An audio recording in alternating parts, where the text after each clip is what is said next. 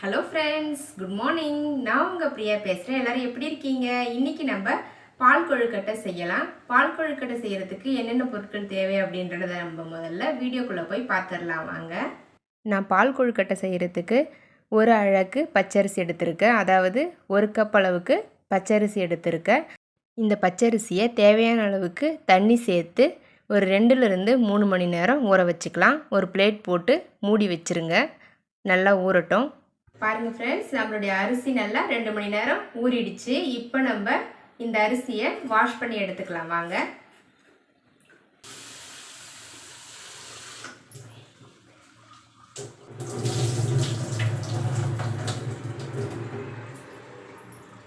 அரிசியை நல்லா வாஷ் பண்ணிட்டேன். இப்போ நம்ம இந்த மாதிரி ஒரு பிளேட் போட்டு அதில் இருக்க தண்ணி ஃபுல்லாத்தையும் ட்ரை பண்ணி எடுத்துக்கலாம். இந்த மாதிரி போட்டுக்கோங்க.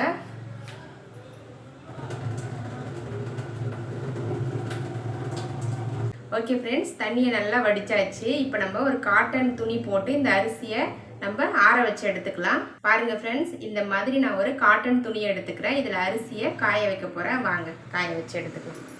இந்த அரிசியை நம்ம வெயிலில் காய வைக்கக்கூடாது, வீட்டுக்குள்ளவே நிழலில் ஃபேன் காற்றுல காய வச்சு எடுத்துக்கோங்க. இந்த மாதிரி நல்லா ஸ்ப்ரெட் பண்ணி விட்டுருங்க அரிசியை. ஓகே, இந்த அரிசி ஒரு 10 நிமிஷம் ஃபேன் காற்றுல காற்று ஆறட்டும். பாருங்கள் ஃப்ரெண்ட்ஸ், நம்மளுடைய அரிசி நல்லா காஞ்சிருச்சு.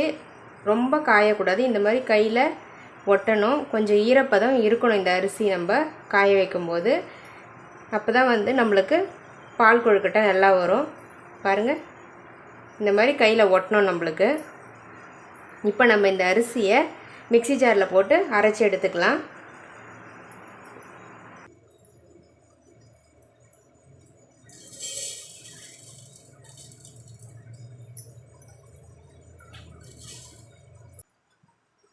பாருங்கள் ஃப்ரெண்ட்ஸ், நான் அரிசியை அரைச்சி எடுத்துகிட்டு வந்துட்டேன். இந்த மாதிரி நல்லா மாவை அரைச்சிக்கோங்க. இப்போ இந்த மாவை நம்ம சல்லடை வச்சு ஜலிச்சு எடுத்துக்கலாம். பால் கொழுக்கட்டைக்கு மாவு நம்மளுக்கு ரொம்ப சாஃப்டாக இருக்கணும். அப்போ தான் நம்ம கொழுக்கட்டை உருண்டையாக பிடிக்கும்போது நல்லா வரும், சாப்பிடும் பொழுதும் நல்லாயிருக்கும். ஸோ அதனால் இந்த மாவை நம்ம ஜலிச்சு எடுத்துக்கலாம். பாருங்கள் ஃப்ரெண்ட்ஸ், இந்த மாதிரி ஒரு பிளேட் எடுத்துக்கோங்க. இந்த மாதிரி சல்லடை எடுத்துக்கோங்க, மாவு ஜலிக்கிற சல்லடை. இதில் நம்ம அரைச்சி வச்சுருக்க அந்த மாவை கொட்டி ஜலிச்சு எடுத்துக்கலாம்.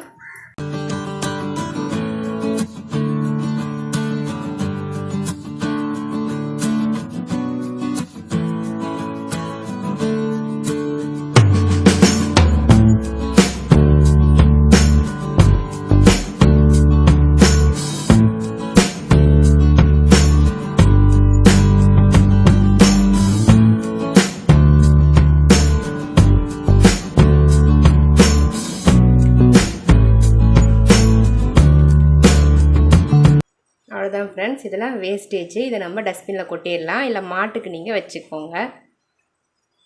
பாருங்கள் ஃப்ரெண்ட்ஸ், மாவு எவ்வளோ சாஃப்டாக இருக்குது பாருங்கள். இப்போ இந்த மாவை நம்ம இட்லி குண்டானில் வச்சு ஒரு 10 நிமிஷம் ஆவி போட்டு எடுத்துக்கோங்க. ஓகே ஃப்ரெண்ட்ஸ், இந்த மாதிரி இட்லி குண்டா வச்சுக்கோங்க. ஒரே ஒரு கட்டரை வச்சுக்கோங்க. அதுக்கு மேலே ஒரு காட்டன் துணியை ஈரமாக்கிட்டு இந்த மாதிரி போட்டுக்கோங்க. போட்டுட்டு நம்ம அரைச்சி வச்சுருக்க அந்த மாவு இருக்கு இல்லைங்களா, பச்சரிசி மாவு, அந்த மாவை இந்த துணியில் நம்ம மேலே இந்த மாதிரி ரொம்ப அழுத்தாதீங்க, லைட்டாக அப்படியே பூ மாதிரி தூவி விட்டுட்டு அந்த துணியை அப்படியே க்ளோஸ் பண்ணி விட்டுடலாம்.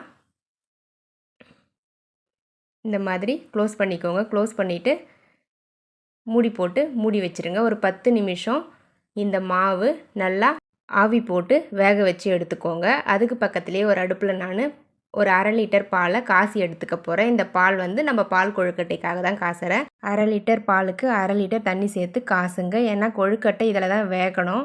இப்போ இந்த பால் காயட்டும், நம்ம அதுக்குள்ளே தேங்காய் பால் ரெடி பண்ணிக்கலாம். அதுக்கு நான் ஃபஸ்ட்டு ஒரு 1/2 முடி தேங்காய் எடுத்திருந்தேன். இந்த 1/2 முடி தேங்காவை நம்ம இந்த மாதிரி கீனி எடுத்துக்கிட்டு நம்ம மிக்ஸி ஜாரில் போட்டு தேங்காய் பால் ரெடி பண்ணி எடுத்துக்கலாம்.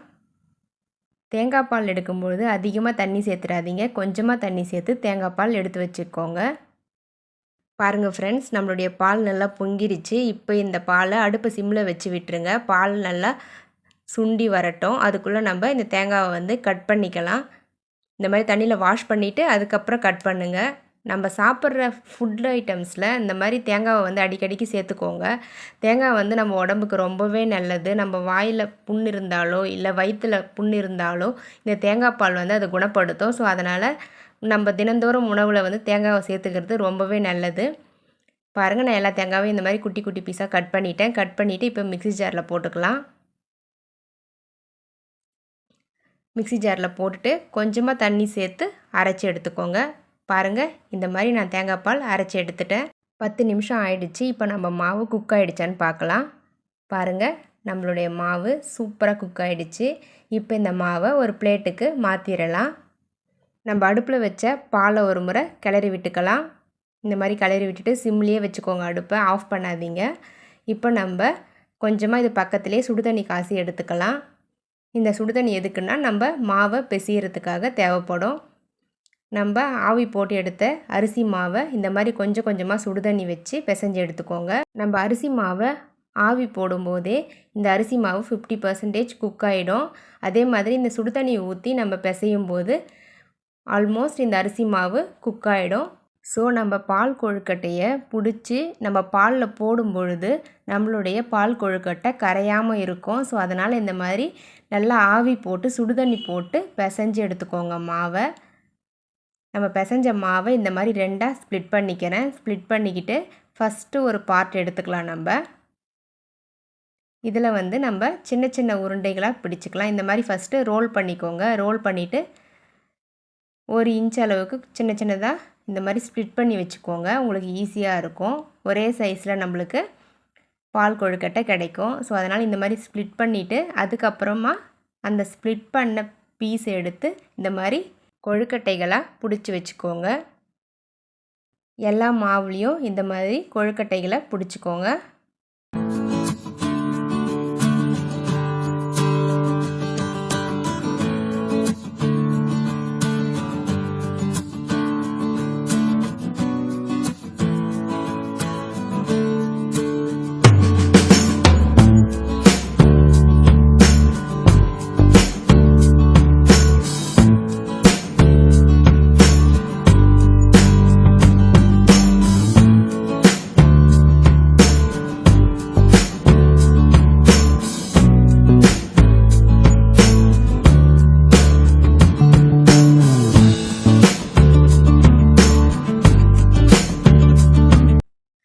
பாருங்கள் ஃப்ரெண்ட்ஸ், நான் எல்லா மாவுலேயும் கொழுக்கட்டைகளை பிடிச்சி வச்சுட்டேன். இப்போ நம்ம இந்த கொழுக்கட்டைகளை எடுத்து நம்ம பால் நல்லா சுண்டி இருக்குது அந்த பாலில் சேர்த்துக்கோங்க. நான் அடுப்பை சிம்லி தான் வச்சுருக்கேன். அப்படியே இந்த கொழுக்கட்டைகளை பொறுமையாக சேர்த்துக்கோங்க. சேர்த்துட்டு ஒரு கரண்டி வச்சு லைட்டாக மிக்ஸ் பண்ணி விட்டுட்டு ஒரு மூடி போட்டு ஒரே ஒரு நிமிஷம் மட்டும் மூடி வைங்க. கொஞ்சம் குயிக்காக நம்மளுக்கு வேகும் கொழுக்கட்டை. இப்போ நம்ம ஓப்பன் பண்ணி கிளறி விட்டுக்கலாம். ஒரு நிமிஷத்துக்கு மேலே மூடி வைக்காதீங்க, அடி பிடிச்சிரும் நம்மளுடைய கொழுக்கட்டை. நான் வந்து கொஞ்சம் சீக்கிரமாக கொழுக்கட்டை வேகும் அப்படின்றதுக்காக ஜஸ்ட்டு ஒரே ஒரு நிமிஷம் மட்டும் மூடி போட்டு வேக வச்சேன். அதுக்கப்புறம் நான் மூடி போடலை. இப்போ பாருங்கள், இது கூட நம்ம ஏலக்காய் தூள் சேர்த்துக்கோங்க. நான் ஒரு டீஸ்பூன் போல் ஏலக்காய் தூள் சேர்த்துக்கிறேன். சேர்த்துட்டு கரண்டி வச்சு 1 டைம் மிக்ஸ் பண்ணி விடுங்க. கொஞ்சம் அடிக்கடி கிளறி விட்டுக்கிட்டே இருக்கணும் இந்த கொழுக்கட்டையை, இல்லைனா அடி பிடிச்சிரும். இப்போ நம்ம தேவையான அளவுக்கு சர்க்கரை சேர்த்துக்கோங்க. நீங்கள் ஸ்வீட் அதிகமாக சாப்பிடுவீங்கன்னா அதிகமாக சேர்த்துக்கோங்க. கம்மியாக சாப்பிடுவீங்கன்னா உங்களுக்கு ஏற்ற மாதிரி சர்க்கரை ஆட் பண்ணிக்கோங்க. ஆட் பண்ணிவிட்டு நல்லா மிக்ஸ் பண்ணி விட்டுருங்க. அடிக்கடி மிக்ஸ் பண்ணி விட்டுக்கிட்டே இருக்கணும். பாருங்கள், நம்ம பால் வந்து கொழுக்கட்டையோடு சேர்ந்து நல்லா சுண்டிடுச்சு. இப்போ நம்ம தேங்காய் பால் சேர்த்துக்கலாம். தேங்காய் பால் சேர்த்துட்டு நல்லா மிக்ஸ் பண்ணி விடுங்க. நல்லா மிக்ஸ் பண்ணி விட்டுட்டு தேங்காய் பால் சேர்த்ததுக்கப்புறமா ஒரு 2 கொதி வந்ததுமே நம்ம அடுப்பை ஆஃப் பண்ணிடணும். ரொம்ப நேரம் கொதிக்க விடக்கூடாது, டேஸ்ட் மாறிடும். ஸோ அதனால் ஒரு 2 கொதி வந்ததுமே நம்ம அடுப்பை ஆஃப் பண்ணிவிடுங்க. பாருங்கள் எவ்வளோ திக்காகிடுச்சு பாருங்கள். நம்மளுடைய பால் தேங்காய் பால் எல்லாம் சேர்ந்து நல்லா திக்காகிடுச்சு. பால் கொழுக்கட்டை சூப்பராக ரெடி ஆகிடுச்சு. இப்போ நம்ம அடுப்பை ஆஃப் பண்ணிடலாம். ஆஃப் பண்ணிவிட்டு இப்போ நம்ம பரிமாறுறதுக்கு நம்மளுடைய பால் கொழுக்கட்டை ரெடி ஆகிடுச்சு. பாருங்கள், நல்லா தகன்னு அப்படியே பளபளன்னு இருக்குது பாருங்கள். பால் கொழுக்கட்டை சூப்பராக இருக்குது. பார்க்கும்பொழுதே சாப்பிட்ணுன்னு இப்போவே தோணுது எனக்கு. இது மேலே கொஞ்சமாக நான் பாதாம் பருப்பை இந்த மாதிரி தூவி விட்டுக்கிறேன். பாருங்கள், நம்மளுடைய அருமையான சூப்பரான டேஸ்டியான பால் கொழுக்கட்டைங்க. நீங்களும் கண்டிப்பாக வீட்டில் ட்ரை பண்ணி பாருங்கள்.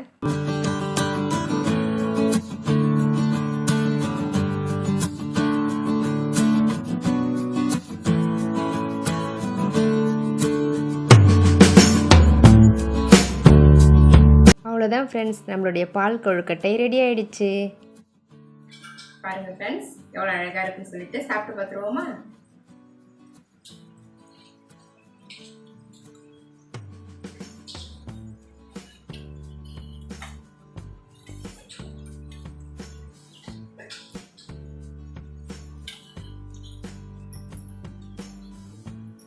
சூப்பராக இருக்குங்க ஃப்ரெண்ட்ஸ்.